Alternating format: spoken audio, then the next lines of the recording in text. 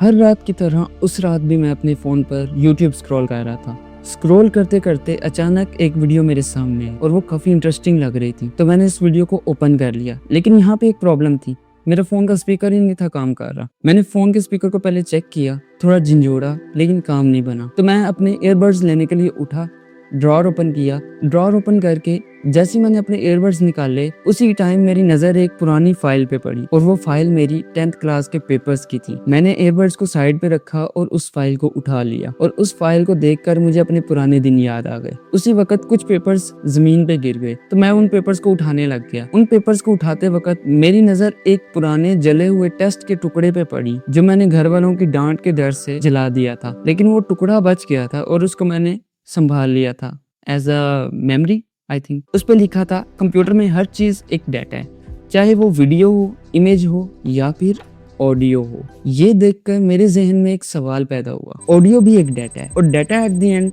0 और 1 है। क्या हो अगर हम किसी भी ऑडियो फाइल की बाइनरी, मतलब कि उसकी 0 और 1 को एक कागज पे लिख लें, तो क्या ऐसा करने से वो ऑडियो फाइल हमारी कागज पे स्टोर हो जाएगी? आपको ये सुनकर काफी अजीब लग रहा होगा कि ऑडियो कागज पे, मतलब कैसे? मुझे भी काफी अजीब लगा था। तो मैंने फौरन से अपनी फाइल्स को उठाकर अपने ड्रॉअर में वापस रखा और अपनी कुर्सी पर जाकर बैठ गया और सोचने लगा कि जो भी मेरे ज़हन में सवाल आया, क्या ऐसा करना सच में पॉसिबल है या नहीं पॉसिबल। उस वक्त मेरे ज़हन में सिर्फ एक ही बात गूंज रही थी, क्या ऐसा करने से वो ऑडियो फाइल हमारी कागज पर स्टोर हो जाएगी? वहां बैठकर मैं काफी देर सोचता रहा, लेकिन मुझे कुछ समझ नहीं थी आ रही। तो मैंने अपना लैपटॉप ऑन किया और इस सवाल के रिलेटेड इंटरनेट पर सर्च करना शुरू कर दिया। सर्च करते करते मुझे एक बात का पता लगा कि अगर हम अपनी ऑडियो फाइल को डायरेक्टली 0 और 1 के टेक्स्ट में कन्वर्ट करते हैं, तो इस तरह करने से हमारी जो फाइल का साइज है वो 800% इंक्रीज हो जाएगा। फॉर एग्जाम्पल, अगर हमारी फाइल सिर्फ 60 MB की है, तो वो कन्वर्ट होने के बाद 540 MB की बन जाएगी। लेकिन इसका एक सोल्यूशन भी है था।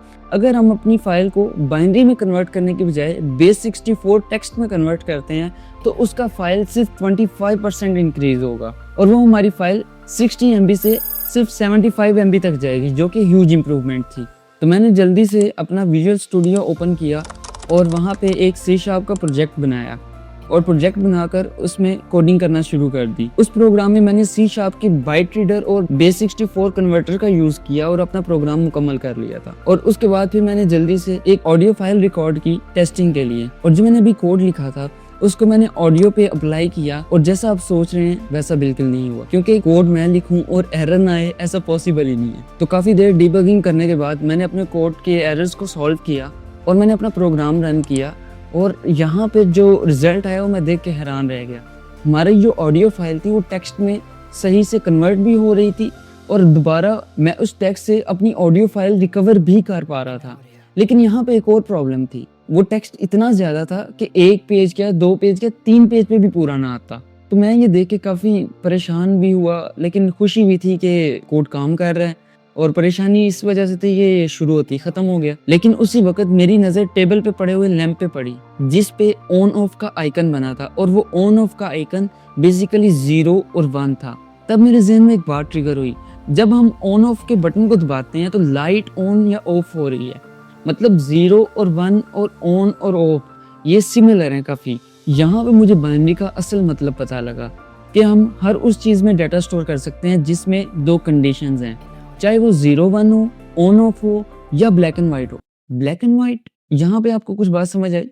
नहीं ना, मैं समझाता हूँ। हम जो इंक यूज करने वाले थे नंबर्स को प्रिंट करने के लिए, वो भी तो ब्लैक एंड व्हाइट ही थी ना। लेकिन यहाँ पे प्रॉब्लम ये आ रही थी कि टेक्स्ट इतना ज्यादा था कि एक पेज पर सही से प्रिंट नहीं था हो पा रहा। क्या हो अगर हम व्हाइट कलर को 0 से रिप्रेजेंट करें और ब्लैक कलर को 1 से रिप्रेजेंट करें और पिक्सल्स की फॉर्म में डाटा स्टोर करें? काफी अच्छा आइडिया था। ये थ्योरी सोच के मैं काफी एक्साइटेड था इसको अप्लाई करने के लिए। मैंने जल्दी से अपने कोड में थोड़ी सी चेंजिंग की और मैंने अपनी ऑडियो फाइल को 0-1 में कन्वर्ट करने के बजाय ब्लैक एंड व्हाइट पिक्सल्स में कन्वर्ट कर दिया और उन पिक्सल्स को C# की system.drawing लाइब्रेरी का यूज करते हुए एक इमेज में प्रिंट कर दिया, क्योंकि इमेज होगी तो उसको पेपर पे प्रिंट करना आसान होगा, डायरेक्ट तो हम प्रिंट नहीं कर सकते ना। और उस कोड को मैंने अपनी ऑडियो फाइल पे अप्लाई कर दिया और रिजल्ट्स पहले से भी ज्यादा शॉकिंग थे। जिधर हमारी 6-7 सेकंड्स की ऑडियो को प्रिंट करने के लिए 3-4 पेजेस की जरूरत पड़नी थी, वहां पे हम 1 पेज से भी कम एरिया पे अपनी ऑडियो को प्रिंट करवा सकते थे। लेकिन 1 सेकंड, ये पैटर्न थोड़ा देखा देखा सा लग रहा है। Exactly barcode.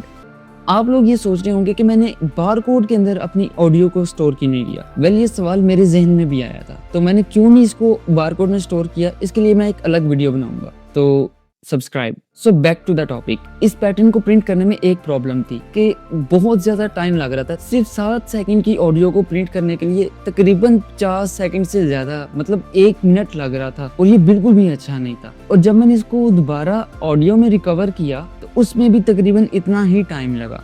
हमारे पेज तो कम यूज हो रहे थे, लेकिन जो कन्वर्जन का टाइम था वो इंक्रीज हो गया था, और मैं इसको और भी बेहतर बनाना चाहता था। ऑडियो को टेक्स्ट में कन्वर्ट ना करके पिक्सल्स में कन्वर्ट करने का आइडिया बहुत अच्छा था, क्योंकि जहां पर एक नंबर प्रिंट होने के लिए तकरीबन 20 से 25 पिक्सल्स कवर कर रहा था, वही सेम बिट को हमने 1 पिक्सल में कन्वर्ट कर दिया, और ये काफी बड़ी सक्सेस थी मेरे लिए। उस रात एक कागज के टुकड़े की वजह से मेरी नींद तो उड़ गई थी, लेकिन मुझे एक नया रास्ता मिल गया था, एक नई सोच मिल गई थी, और उस सोच से, उस आइडिया से मैं क्या बनाने वाला था और क्या क्या सीखने वाला था, इस बात का मुझे भी नहीं था आइडिया।